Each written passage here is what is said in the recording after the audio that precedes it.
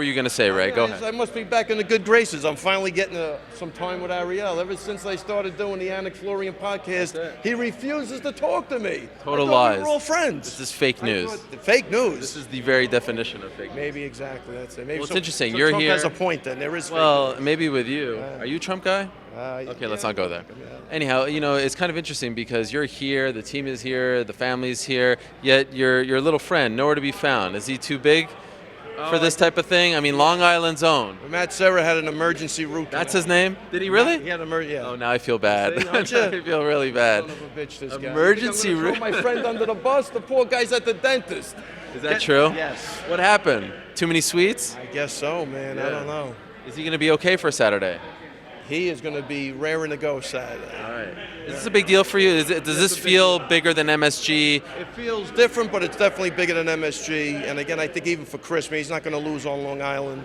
I don't know, man. It's where I grew up. I mean, I went to school 5 minutes from here.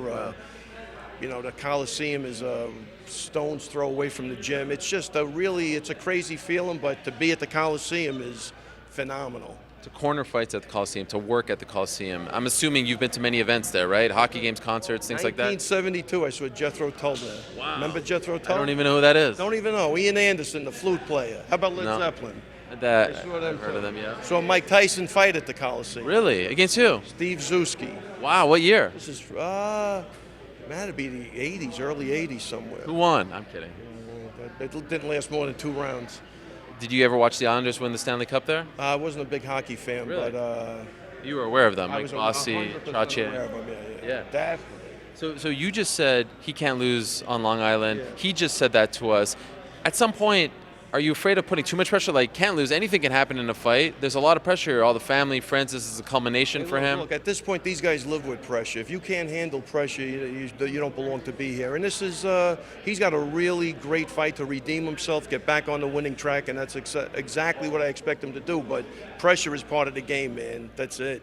He says yes to everyone, but there was a thinking after the Mousasi fight, like, hey, why don't you take a fight against like a top 20 guy and kind of work your way back in, build the confidence. Gastelum's on a roll as of late. Were you in favor of this fight? Well, first of all, I love Kelvin Gastelum. I love him as a person and a fighter. So I wasn't in favor of it that way, but I think he's a good opponent for Chris. I think it's a case of a good big man against a good little man, and normally the good big man always wins. I think his physicality is just overwhelming in this fight. And this is the first time, obviously, in Chris's career that he's lost 3 in a row. How would you describe his confidence? Like, is he harping on that a lot? No, definitely not, and I wouldn't harp on it as a coach. It's just once he gets a win, everybody will forget about the losses, and I think that's what we're planning on doing. Why do you think Gastelum has looked so much better at 185, where he's a smaller guy, than at 170? Do you think it's just the weight cut, or do you think it's something else, speed? No, I think he's just, look, he was struggling with 170, so I think he's just a happier person. Okay. And you know something about that. You're like half your size. Since the last time I saw you. I want to jump in. What's the secret? Can you tell us? Habagachiguchi. What is that? Japanese, it means when you're 80% full, push yourself away from the table. Okay, that's it. Brush your teeth at night. That's the secret? That's the secret. Wow. Isn't that good? Isn't that simple? I love it. Simple.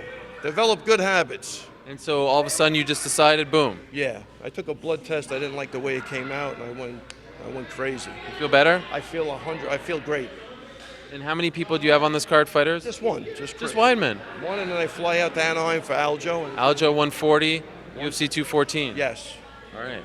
A man of a few words. I feel like without... A few words? Well, I feel like without Matt... It was a great interview. Well, giving me yes/no answers. Yes, no. Yeah, I just said 214, yes. I mean, give me a little breakdown, a little insight, the weight. I as a coach, I have to take it one fight at a time. You want to overwhelm me with next week? We got Saturday night we got to prepare for. You're flying a lot these days. I'm tired? No. I feel like I'm 20. How do I look? You look great. You got the chain. Yeah, that's all. You've got the weight off. You're sweating like someone in church. I got to go get something to eat. This is part of the diet. I got to keep eating. Okay. Good luck to you guys. Thank you, Ray. And please, my best to Matt. I feel horrible about the joke. I mean, the root canal is not something to joke about. Listen, you're going to have to deal with him on your own. It's just, usually when there are cameras around, he's usually the first guy in line. I can only protect you for so long. All right. Thank you. Thank you.